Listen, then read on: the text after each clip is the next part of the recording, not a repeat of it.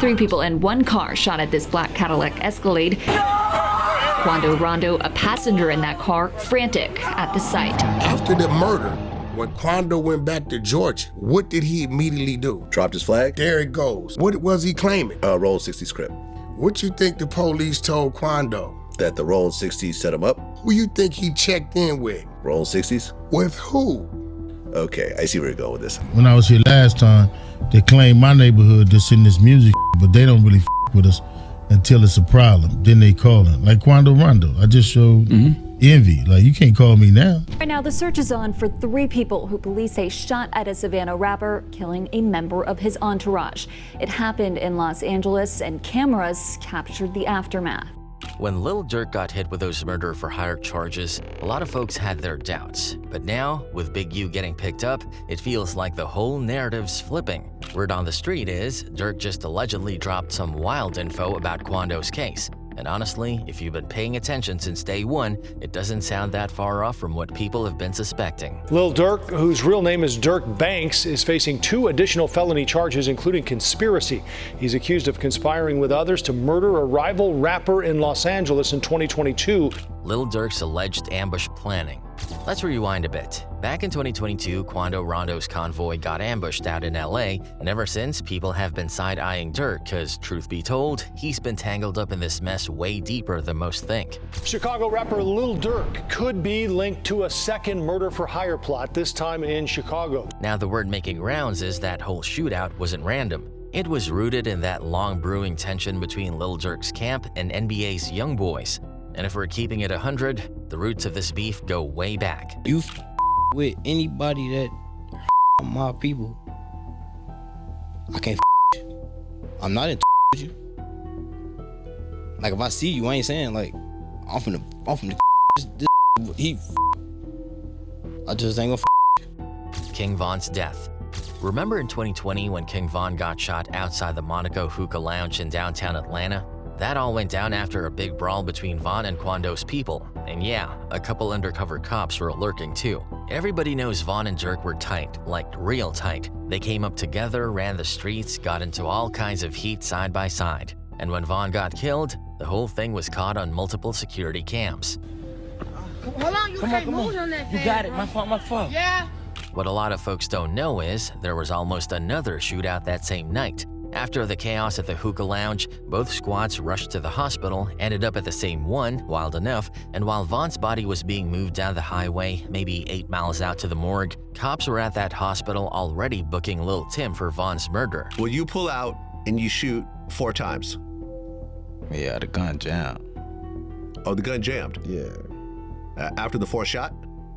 Didn't take long before fingers started pointing at Youngboy. Matter of fact, a few of his close affiliates went straight to IG Live laughing about Von getting shot, not even waiting for the body to go cold. And crazy as it sounds, that's probably the biggest moment of attention Quando Rondo's ever gotten in his career. Before that, he was never a headliner, not really a chart topper, but after Von's death, Quando leaned into that villain image.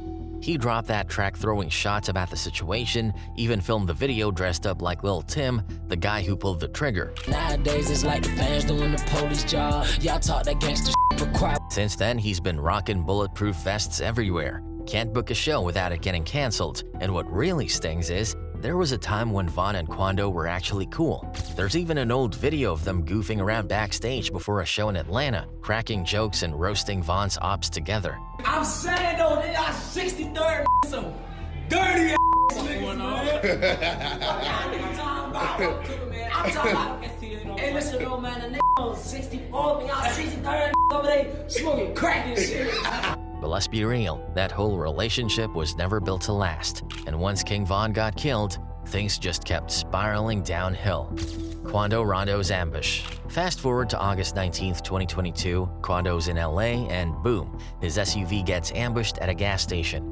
It was a straight-up hit. In that attack, his close friend Lil Pab lost his life. Now the search is on for 3 people who police say shot at a Savannah rapper, killing a member of his entourage. It happened in Los Angeles. Not long after, videos started making the round showing Quando completely broken. He's in shock, screaming, just realizing his boy's gone. You could feel the pain in his voice. It was raw. Savannah rapper Quando Rondo, a passenger in that car, frantic at the sight. The whole thing shook him up so bad that just days later, Quando went on social media and basically said, "I'm done." He announced he was stepping away from the gang life and dropping his Crip affiliation altogether. Man, I'm about to be 24 in the next 2 weeks, man. I want to live a long life out here. I don't want to be buying bars for nothing. I don't want to be on, like, just saying, like, man, there's so many indictments. That move alone had people talking. Then came the whispers. People started pointing fingers at Durk, thinking maybe he had a hand in the hit. Things really started heating up when he liked this tweet from a fan page that kinda hinted at it. Folks took that and ran with it, but Durk wasn't having it. He hopped on IG quick and shut it all the way down, saying, "I ain't friends with no dudes, stop it." Classic Durk. Big U's alleged affiliation. Out of nowhere, a video of Big U starts floating around. In it, he kinda hinted that the whole situation, Lil Pab getting killed, might have been avoided if Quando had just checked in when he got to LA. That lit the internet up. But they don't really with us until it's a problem. Then they call him. Like Quando Rondo. You can't call me when the fire hot. You didn't with me before that. Suddenly, eyes were on Big U. People started speculating heavy, like did he know something was going down and just let it happen? And it ain't like Big U was some random guy. Back then, he was the guy in the Rollin' 60s. When it came to that whole checking in thing, Big U didn't play. Word was if you didn't fall in line, things could get real ugly real fast. Anytime you want to do movies in the hood, just check it in. We can make sure it's done. Movies, videos. But if you don't check it in, oh well, check your we're gonna check you in, all right? We're gonna check in all of your equipment. And honestly, the way things played out, that may not have been just talk. Now it's clear there hasn't been a sentence as to what Lil Durk's being charged for, and even Big U hasn't been particularly mentioned in the ongoing case. But with this current news of Big U's arrest, things might not just be rosy. Big U's recent arrest. We already know Big U's facing a whole different storm. His name's been in some serious mess, and lately, it looks like karma finally spun the block. On March 19, 2025, Big U turned himself in. No more ducking. Since then, he's been locked up, waiting for his arraignment, which went down on April 8th. Though its leader was on the run, well, within the last 20 minutes, the FBI announcing that man Eugene Henley Jr., aka Big U, is now in custody. And just to be clear, when the feds come at you with 43 charges, they're not guessing. They've got paperwork, receipts. That kind of heat, that's not just bad, it's catastrophic. The indictment's not painting him like some reformed OG who's trying to clean up the streets. Nah, they're saying Big U was running a full-blown criminal enterprise. Big U Enterprise, like a West Coast version of a mob boss.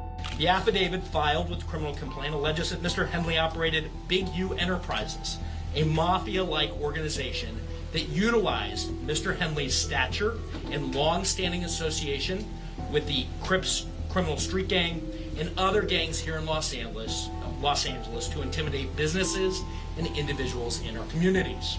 We're talking extortion, fraud, even murder. One of the cases tied to him, the 2021 killing of aspiring rapper Rayshawn Williams. They do say that part of the investigation involves the murder of another young rapper back in Las Vegas, that he had written something in a song supposedly talking bad about Big U, and that is why he ended up getting murdered. And here's where it really starts getting disturbing. The feds are saying Big U's charity, Developing Options, yeah, the same one he always used to preach about, saying it was for the kids, helping the hood, was nothing but a front. According to them, he was out here racking up government grants, pocketing NBA donations, and flipping other funds meant for the community, all for his own come-up. Eugene Henley Jr. Authorities say Henley is responsible for murder, drug, and human trafficking. Also extortion and even COVID fraud. But it doesn't even stop there. They're hitting him with charges for scamming COVID-19 relief programs, ducking taxes for years, and hiding money in overseas accounts. We're not talking about some light slap on the wrist stuff either. This is serious time, the kind that makes you forget what sunlight feels like. What really makes it twisted is the double life he was living. On one hand, he's posing with mayors and NBA stars, standing on podiums like he's leading some movement, but on the other hand, if the feds got their facts straight, he was robbing the very community he claimed he was trying to save.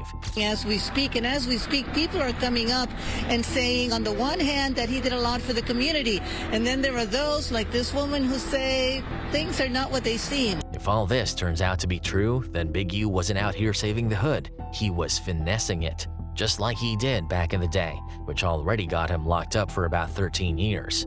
Early life influence.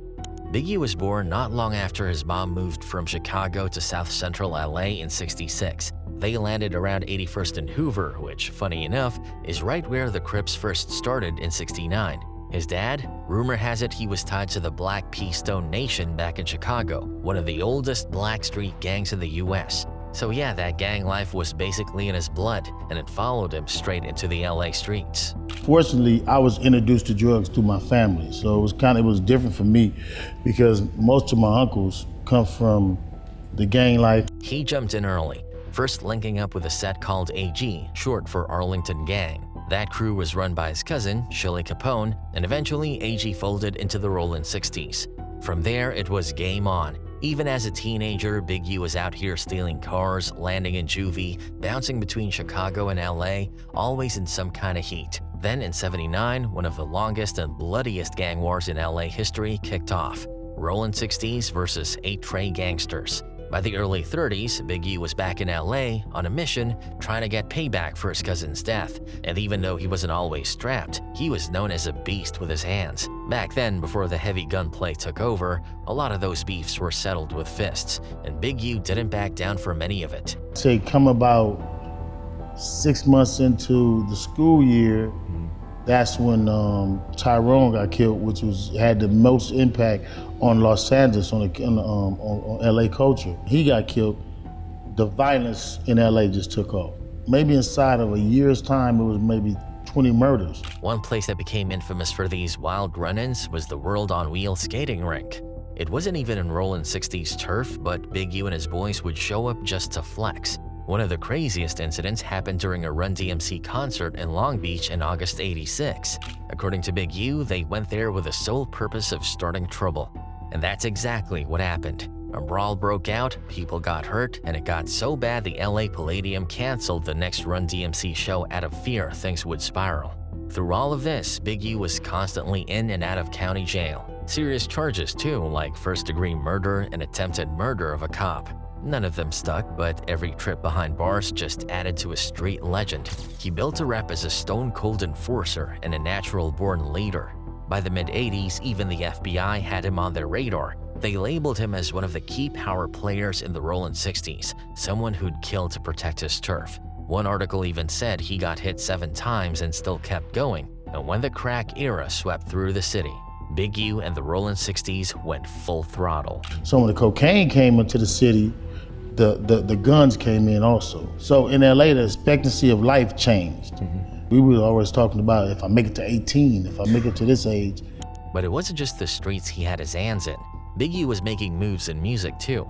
Rapper Poa LQ brought him on as a manager, figuring his street clout would balance out his lack of industry experience. He also started managing a young, hungry rapper from the Rollin' 60s named Corrupt, the same Corrupt who would go on to drop hits like Sea-Walk and We Can Freak It, and blow up as one half of the Dog Pound with Daz. Still, that life always catches up. In December 1991, Big U got snatched in a sting operation. He tried to rob 33 pounds of coke from an undercover agent, pulled a strap, but the cops were already on him. That move landed him in a fat 23-year sentence. What was the sentence, the longest sentence that you got? 23 years. They actually sentenced me to 56, but I had to fight that down to 23s. News outlets painted him as one of the top bosses in the Rollin' 60s.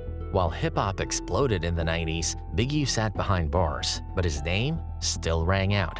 Word on the yard was that he knocked somebody's eyeball clean out during a fight, and in his Breakfast Club interview, he even said he ran the prison's substance trade, bribing guards, moving contraband like he was still on the streets. But even with all that madness, something started shifting. I basically took over the whole little drug trade on the yard because I had money. While in prison, Big U started to shift mentally. Inspired by Death Row co-founder Harry O, he got into reading, writing, and theology.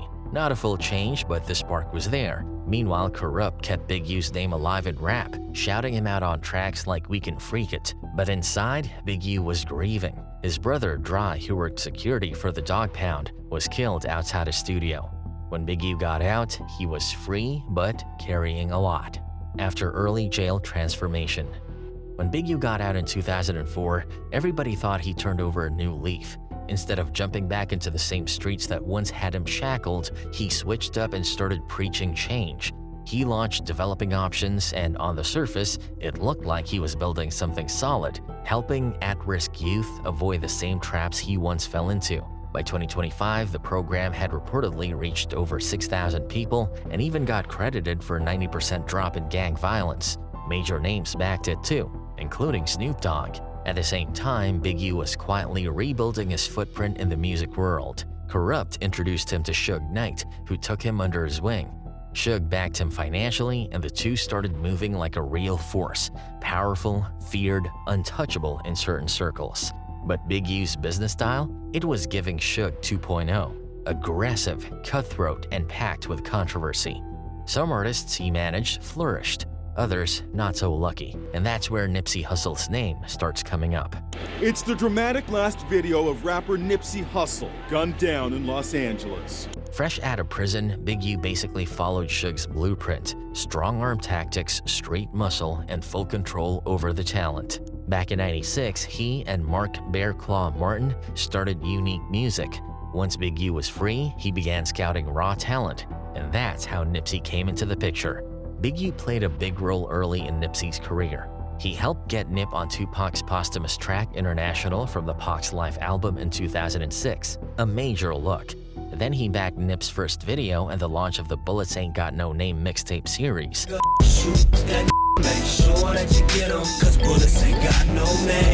That was the foundation. Nipsey started making real noise. But as Nipsey's name grew, so did the friction between him and Big U. Rumor had it Nip wanted out of a bad deal he signed back in 2009 with Big U's label. Big U even said on Drink Champs that things started falling apart after one tour where illegal substances were found on the tour bus. Someone else took the fall, but Big U claimed he felt a shift, like trust was breaking. And then there were those whispers, people saying Big U was using Nipsey's tour buses for smuggling. Nipsey wasn't feeling that at all, especially as his brand was elevating and his moves were getting bigger. Eventually, things really hit a wall when Big U asked for some studio equipment back for his son. That sparked something, and not long after, Nipsey dropped a diss track called You Don't Got a Clue. Busy getting rich, you think that I'm gonna stop for you? I built this on my own and everybody know it's true still. And yeah, it was aimed straight at Big U. Even though that diss track never officially dropped, it still caused waves. Folks in the streets were already whispering, and by that point, the relationship between Big U and Nipsey had cracked beyond repair. That's why a lot of people started side-eyeing Big U after Nipsey got killed, some even thinking he might have had something to do with it. But to really understand how deep this man's reputation runs, you gotta rewind all the way back to where it started. More on the NBA OTF rivalry. Now, taking it back to the Lil Durk story, the drama between Von and Youngboy started with Youngboy's close bond to QUANDO Rondo, his first NBA signee. QUANDO rode hard for Youngboy, even got into a fight in New York over his beef with Kodak Black. Things with Von kicked off in 2019 when Von called Youngboy a liar on IG Live.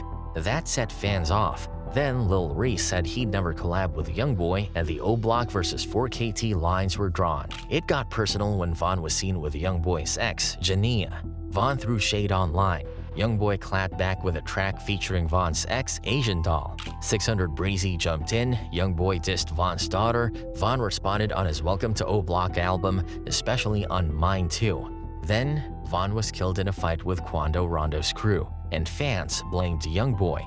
Days later, an old Youngboy track resurfaced and stirred more drama, especially with lines like dead trolls that fans linked to Von's crew. But Von's manager denied any connection, and Von wasn't into sneak disses. He just wanted to run into someone from QUANDO's side and handle it face to face. And in a city like Atlanta, that was always possible.